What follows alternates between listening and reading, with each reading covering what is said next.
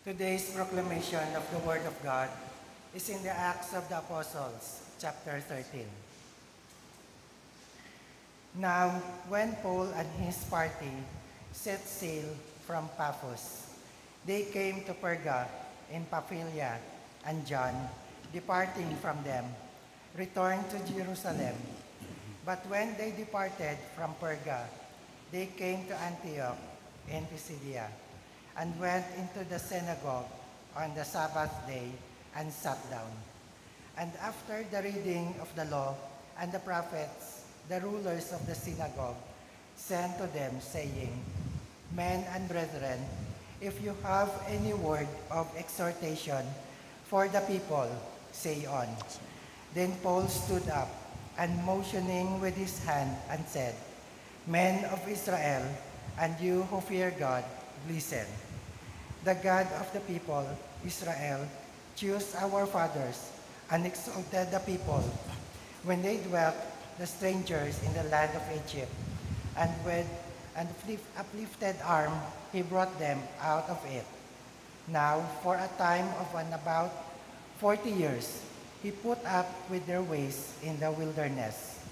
And when he had destroyed 7 nations in the land of Canaan, he distributed their land to them by allotment.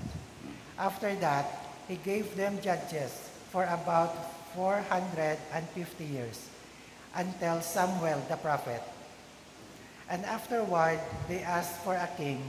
So God gave them Saul, the son of Kish, a man of tribe of Benjamin, for 40 years. And when he had removed him, he raised up for them David as king, to whom also he gave testimony and said, I have found David, the son of Jesse, a man after my own heart, who will do all my will. From this man's seed, according to the promise of God, raised up for Israel a Savior, Jesus. After John had first preached before him coming baptism of repentance to all the people of Israel. And John was finishing his course, he said, Who do you think I am? I am not he. But behold, there comes one after the sandals of whose feet I am not worthy to loose. The word of the Lord. Thanks be to God. We stand for our responsorial psalm. And let our response be, Forever I will sing the goodness of the Lord. Altogether, Forever I will sing of the goodness of the Lord. I will sing of the mercies of the Lord forever. With my mouth will I make known your faithfulness to all generations. For I have said, Mercy shall be built up forever. Your faithfulness you shall establish in the very heavens. Response. Forever I will sing of the goodness of the Lord. I have found my servant David. With my holy oil I have anointed him, with whom my hand shall be established. Also my arm shall strengthen him. Response. Forever I will sing the goodness of the Lord. But my faithfulness and my mercy shall be with him, and in my name his horn shall be exalted. He shall cry to me, You are my Father, my God, and the rock of my salvation. Response. Forever I will sing the goodness of the Lord. Glory be to the Father, and to the Son, and to the Holy Spirit. As it was in the beginning, is now, and ever shall be, world without end. Amen.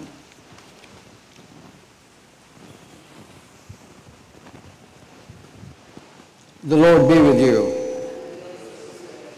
The Holy Gospel of our Lord Jesus Christ according to St. John. Glory to you, Lord Jesus Christ.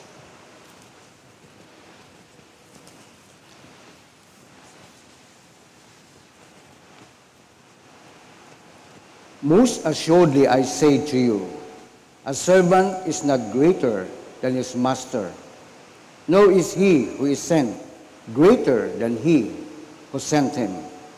If you know these things, blessed are you if you do them.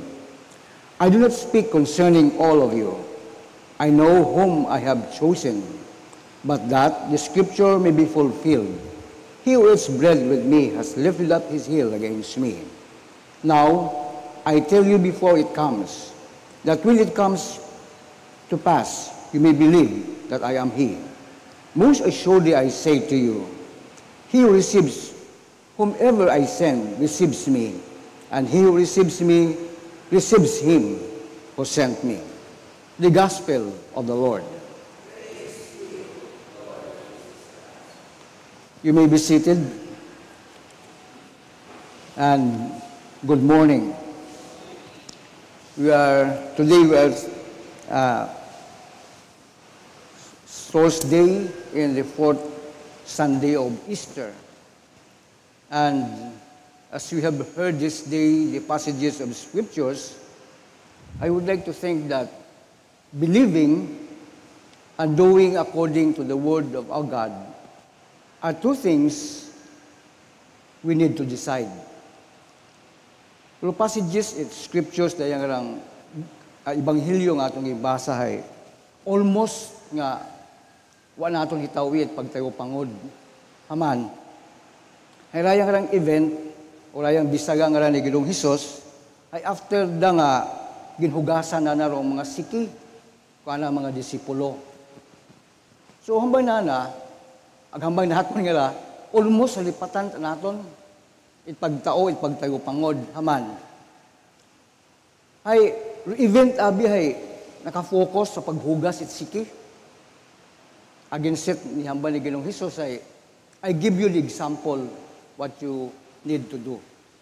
So, kainambag na ako na believing and doing according to the word of our God are two things we need to decide. Haman, ay, it's not enough nagapati at kita. Gumuha ka sa kalibutan, nagiwali mo pulong ita atong Ginoo, ay, abot akong gaako, gapati tang. Ay, ako mismo gapati man ay. Galing ay, katong chimpo, matna ko na ubraha. I do my own thing. Ag-uso kita kakondo, kagantahon nga, my way. My way. Haman, hay bukon pagklaro, pulong kita atong Ginoo, matuod, gapatit ang kita. May Ginoo, may hambay ro Ginoo, may mando ro Ginoo, but then, it's another thing to do according to His Word. Ano yung makaroon ay, ibawot ay,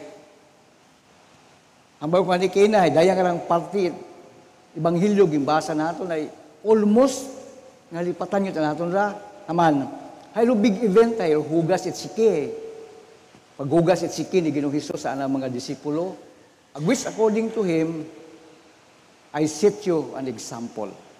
So what is the example that our God is putting into our place? Hay, ranang pagiging mainubuson, one. Pangaywa, hay ranang pag-ubra. Pauno na ginobra. Klaro kita para katon, kita mga tumuo ni Ginoong Hesus, nga imaw hay unga itong Diyos. Amen? Agraan nga gan hay si Hesus. Nobody can deny that. Bisan sino? Jesus is the Son of God. O galing ay, ang problema natin makaron, now that He is known to you, luhamay kung ani na akong kapilang inadlaw ay, mabay natin nga medyo sukatan, na born again kita, ay ginabaton tayo imaw as Lord and Savior of our lives. Now that He is our Lord and Savior of our lives, what we call Him? Can we still call Him simply His name Jesus? Or we call Him Lord Jesus? That's the challenge. Kita nga sanay yun ang si Jesus, ay medyo mabudlay natin butangan o dugangan at precepts nga Lord Jesus. But I am telling you, when a person is not yet in position, how we call him by his name, Lo tawo nga bukon pat abogado, ay si Juan niya taimaw. But when he became a lawyer, we call him Attorney Juan. Ay, si Ginoong Hesus, nag-abot sa kalibutan, yung padaga ko, Diyos Ama para katon. Yung nagpasugot nga sakiton, sugot nga igansang sa krus, namatay. Agro aton niya ni nga inatindugan bilang hambang nga born again. Agin baton ti imaw as Lord and Savior of our lives. Can we still afford to call Him simply Jesus? Or we call Him Lord Jesus? It is our challenge. Now, we are dealing with people. And the people that I'm talking about is not just this generation. The next generation, which are the children now. Hay kung di natin sa nila pagturuan at pag-address at mayag sa atong Ginoo, hay, mo naman sa lagi hapon. There will be no change na maabot sa lang kabuhi. Parehas mo doon kung bang, ay, napatit ang kay Jesus. Unga imo Diyos. But then that you have believed on Him, that He is the Son of God. Agro, requirement nga niya, hay, ginabaton imaw as Lord and Savior of our lives. Hay, hindi ba nga dapat tawgon ta imaw, agi-address ta imaw as Lord Jesus? Might be, many will not agree with me. Pero, ginahambay ko dapat. Nakabutang sa verse 17, if you know these things, blessed are you if you do them. Sa ibang mga version it aton nga Bible references ay, happy are you. Kung sayran mo ra, agin patihan mo, agin baton mo imaw, happy are you. Blessed are you. Amen? Nailag that blessing. Nailag that blessing. But submission, ay, agwa, the blessing is just a simply blessing para katon. But when we do well, hamba sa Biblia, blessed are you. In other version, happy are you. That's the basis. Bagat kita gapati, ginaobra naton suno sa nang gusto. Hay, bukod man kita mga tao in Old Testament or the coming of the New Testaments, we are the people after, or we are in the New Testament. We are people of New Testament. We are the acts. We are the product of the acts of the apostles. But the apostles called the Lord Jesus, Lord Jesus. Hay kita makaron hay, we cannot imitate because we know Him is the Son of God. His name is Jesus. Matuod. But we need to practice the more in so doing what He wanted us to do. Nilagitang sa mga unga ay kung ano mo tawgon do Ginoo agibatian nanday anda mga natuad. Haba mong Papa Jesus, they call Him Papa Jesus. When you address the Lord Jesus, Daddy Jesus, they call Daddy Jesus. Hay.